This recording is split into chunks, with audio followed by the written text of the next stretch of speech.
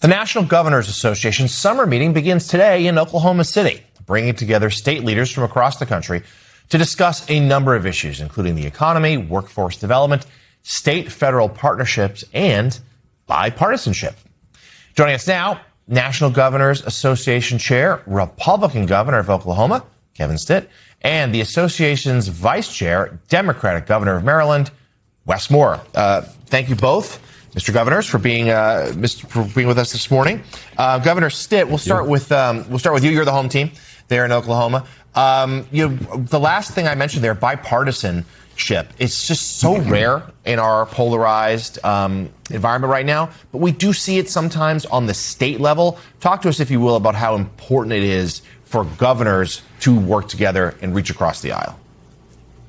Yeah, well, I think it's just super important. And like you said, I think Americans are craving this type of leadership, that you can see a Republican and a Democrat governor that actually like each other, and we're closer to our states. We believe in federalism, that he knows way more about Maryland than somebody in Washington, D.C. does, or that I do. And I'm the governor of Oklahoma, and we don't have to sacrifice our beliefs or our values. And I'm always going to talk limited government, lower taxes, but we can do it in a positive way, in a constructive way.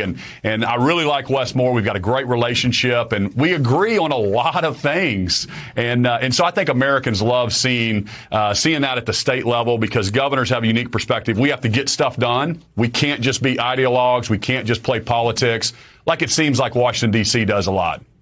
Yeah, it's certainly refreshing to see. Governor Moore, question to you now. I mean, certainly one of the other items of the agenda is the state-federal partnerships. The Trump administration, I mean, let's be clear, at times has played favorites. There's been a lot of reporting this week about disaster funding not being sent to Democratic states, blue states, because the president said, well, they didn't vote for him. So talk to us about the challenge there. What kind of progress can be made at something like this with your Republican brethren to try to improve those relationships with Washington? Yeah, I think one thing that we all recognize is that progress is not partisan. In order for progress to happen, it means that you need to be able to reach not just across the aisle, but also to reach out to people who might not even be politically engaged. Because the truth is that people in this country, they are not playing the Washington parlor game. They just want to know who can help to deliver results for me and to my family. And there has been no doubt, and we've seen it, that there has been a measure of politicization when it comes to the relationship between the states. That I know, like, for example, in my state, where, we have not received federal disaster relief for historic storms that have happened in the state of Maryland. But I think one of the great things about governors is that we can show what does progress actually look like when you then turn around and protect your people. So when we're watching attacks on everything from food assistance to health insurance to what happened with flooding, for example, in the state of Maryland, that happened in a part of our state that was a deeply Republican part of our state. And so what we end up doing, we use state resources to be able to make sure that we could rebuild the school, rebuild the library, dredge the creek, and ensure that those type of tragedies don't have to happen again. And so we want to make sure that we have good, strong partnerships with our federal partners as governors. I mean, it matters to us. And at the same time, though, we want to make sure that the people of our individual jurisdictions know that we are going to fight for everybody within our jurisdictions, no matter how they voted in the last election, because that is a pledge that we took, and that is a moral obligation that us as governors that we take seriously. Governor Stitt, I want to take this question to you. Markwayne Mullin, the DHS secretary, is coming to speak to the governors on Saturday, and you have put together a working group of governors to discuss immigration reform and work permit reform. Where are all of you landing when it comes to a way to secure the border, but to also have the workforce in America that local economies need to succeed? Yeah, well, thank you for that question. I mean, we're really excited to talk about that as governors, because that's another area where Democrat governors, Republican governors, there's broad agreement. And I think most people agree, Americans know that we need to have secure borders. We need to know who's coming in our country. And we believe that Trump won on that issue. It is a very important issue. Trump's done an amazing job of securing the borders. But now what is the end game? And we believe that the state should be more in control of workforce permits permits, workforce visas.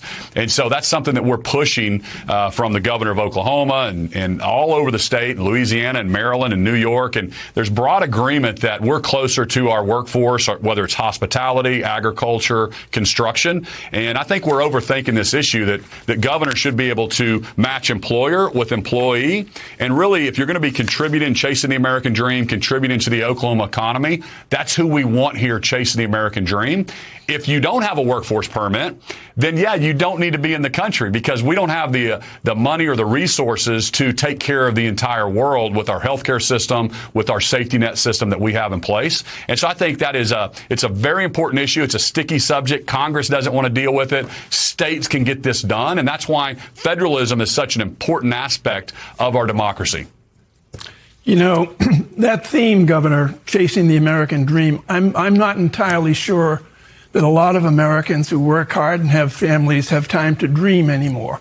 But I'd like to ask the both of you, beginning with Governor Moore, in terms of your jobs. I mean, unlike people in Washington, you actually leave your office. You have to get out of the car several times a day. You have to meet ordinary citizens in Oklahoma and Maryland and talk to them and listen to them. What's your version of what is going on out there in your state with regard to people who get up every day, think about their families, pay their taxes, and don't have time to dream because they're worried about their kids' education? What's your version of the American dream? Wes Moore. Well, I think our version of the American dream is just simply giving people a pathway to work, wages, and wealth, a pathway to own more than they owe. A pathway to pass something off to their children besides debt, and a pathway for them to have the kind of journey that I've been able to benefit from. You know, that I'm a kid who watched my dad die in front of me when I was 3 years old because he didn't get the health care he needed.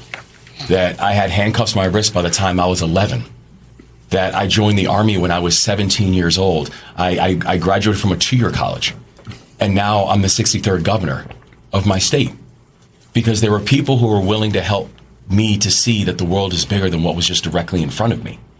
And I think that's all everyone is asking. That in Washington, oftentimes politics is like, you know, people are talking political science 101. When in our communities, we're just talking economics 101. We just want to have an opportunity to be part of something bigger than ourselves. And it's why I think about the focus that, you know, we'll also have with the National Governors Association during our time is going to be Service United. Because I know service can save us. Because service saved me. And we want to make sure that that spirit of service is something that's built out in this larger conversation about what does the next phase of the American journey look like. Governor Stitt? Yeah, well, my initiative this year as chairman of the National Governors Association is reigniting the American dream. So we've talked a lot about it. We're going to be rolling out a full-fledged documentary talking about the American dream and the stories of Wes Moore being raised by a single mother immigrant to this country. We've interviewed governors. We've interviewed Mark Cuban and the founder of Ritz-Carlton and the mayor of this city that came here as an immigrant, to people that grew up middle class on a good day, that have achieved amazing things. People all around the world look at America and the opportunity that we have because of our free markets, because of the opportunities that we have. It doesn't matter the circumstances of your birth in our country or who you're born to.